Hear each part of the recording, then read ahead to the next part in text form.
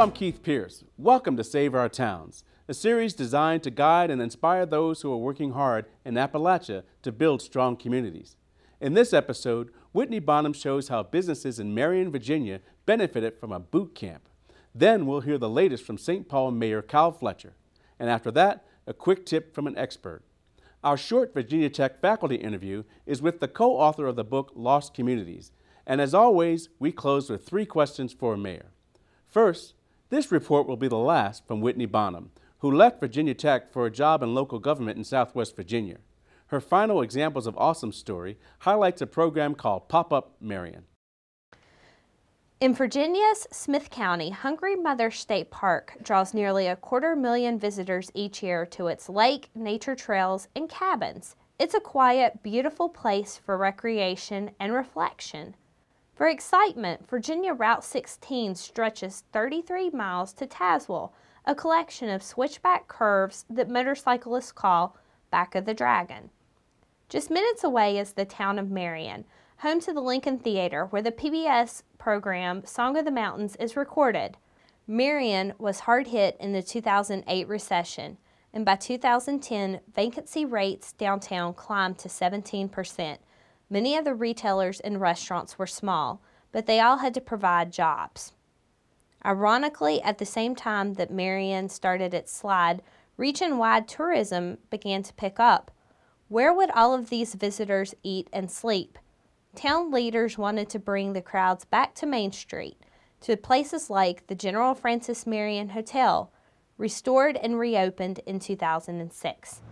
So here's what they did. They created an 8-week entrepreneurship training program called Pop-Up Marion. Where did they get the money? Grants from nonprofits, federal agencies, along with some help from Wells Fargo.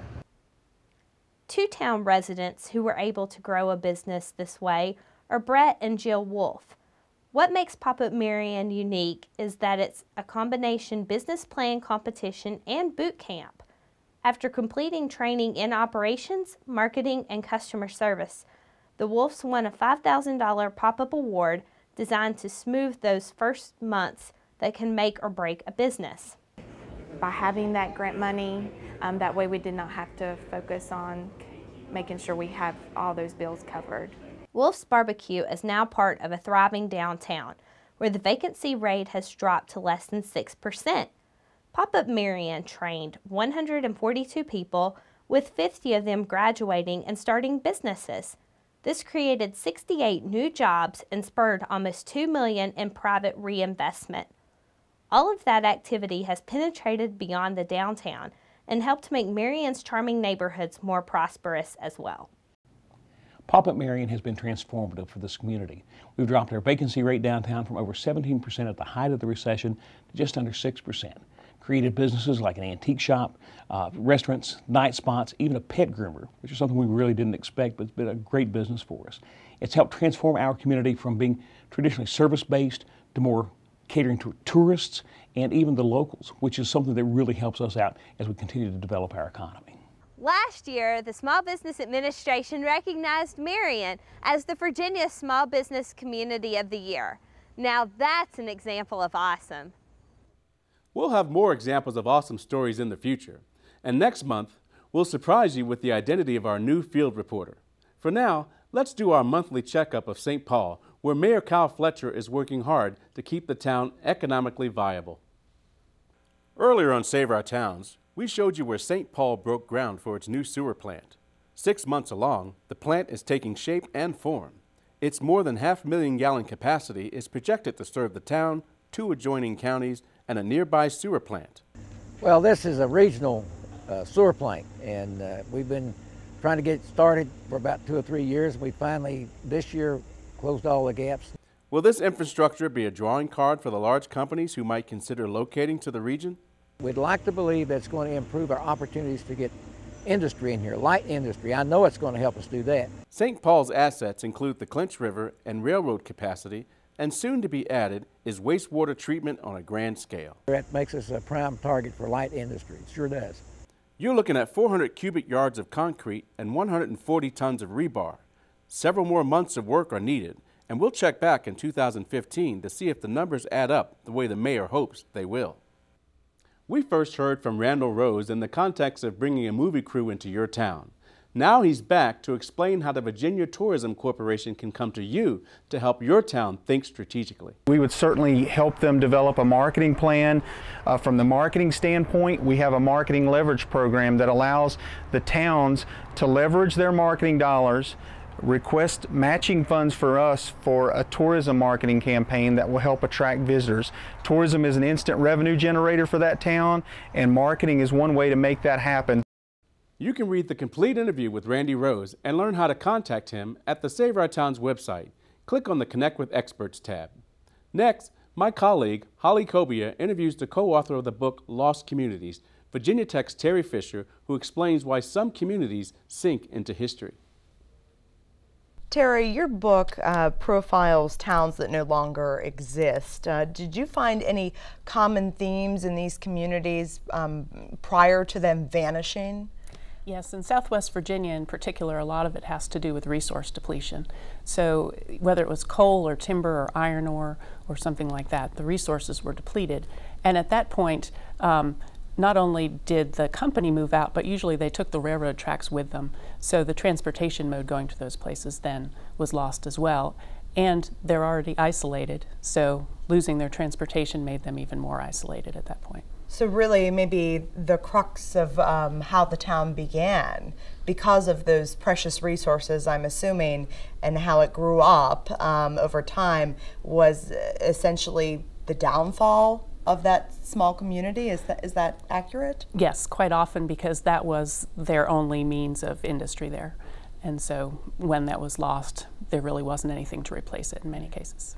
And also you and your fellow researchers really focused on specific churches, buildings within the community, like churches, town halls, markets, grocery stores, very specific places that maybe over time look a little bit shabby, especially to a mayor that may be leading that community at this point. But you focused on that, and why was that? Why was it so important to preserve those structures? Those structures are really what kind of creates the sense of place for the location. They create a sense of community quite often, and so those are the structures that really kind of give people the feeling that there is a community there. In many cases they can also be reused because they are often large open buildings that could become anything, so they're worth kind of focusing on. And just by looking at the physical surroundings in these small towns, is there any way that one can catch the decline prior to that happening, before it's inevitable, if that is indeed the case? Is there a way to really see that coming? I'm not sure that it's so much looking at the community as it is looking at the economics of the community and what's going on. So if business is starting to leave, then your community will start to, the buildings will start to decay if there's nobody using them. So I think it's more looking at the economics of the place and whether the businesses are leaving and industry is leaving the area. So what are the different ways that these communities have been reinvigorated? So are they focusing specifically on tourism then to bring life back, or is it a variety of things? In a lot of cases it's tourism. I think some really good examples are Eggleston in Giles County that has a destination restaurant there. They're really kind of remote, but people make the trek out there just to go to the Palisades restaurant. Paint Bank in Craig County is another example where people really do just go out there to the destination restaurant and bed and breakfast that are out there. But I think that in today's world, if you have broadband access, you can really do anything in an area. It doesn't have to be your traditional industries.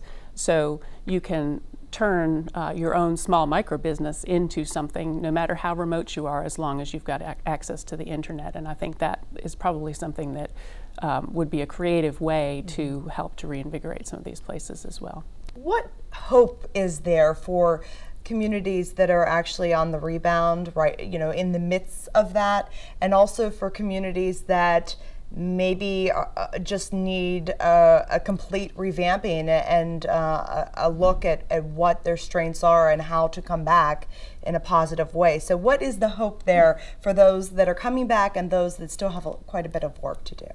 I think there's all kinds of hope. I'm kind of an optimist by heart anyway. So I think there's hope in the fact that there are a number of tourism initiatives that are coming through Southwest Virginia, things like the Crooked Road and Round the Mountain that are opportunities there, and there are others as well. I think that there are opportunities by creating a historic district in your area, and that will allows you to get tax credits that you can use to restore the buildings. I think there are just a number of incentives in place now that are trying to help these communities really reinvent themselves and move away from just being focused on the natural resources that we've used, but they're still, in many cases, focused on the natural resources that are there. So hiking and biking and hunting and all those sorts of things are also things that you can use with your natural resources. All right, so a lot of hope still for our small towns. Yes. Terry Fisher, thank you very much. Thank you. Each month, we ask 3 questions of a town manager or mayor. This month, we put the mic on Mayor David Helms of Marion. David Helms, Mayor, Town of Marion.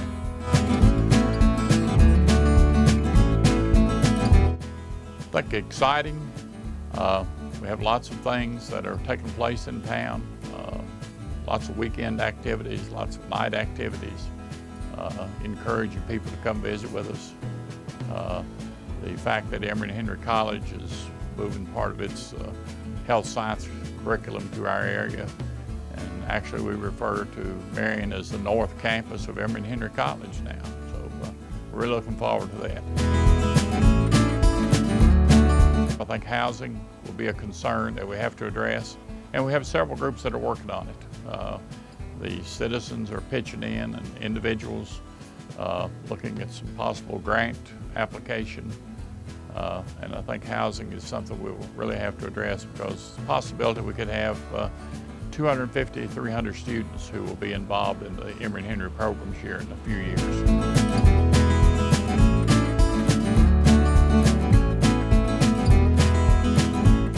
We're a sleepy little town for many years, and now I think with the opening or the reopening of the Lincoln Theater, and particularly the Song of the Mountain program, Bluegrass, it's really put Marion on the map, in my opinion.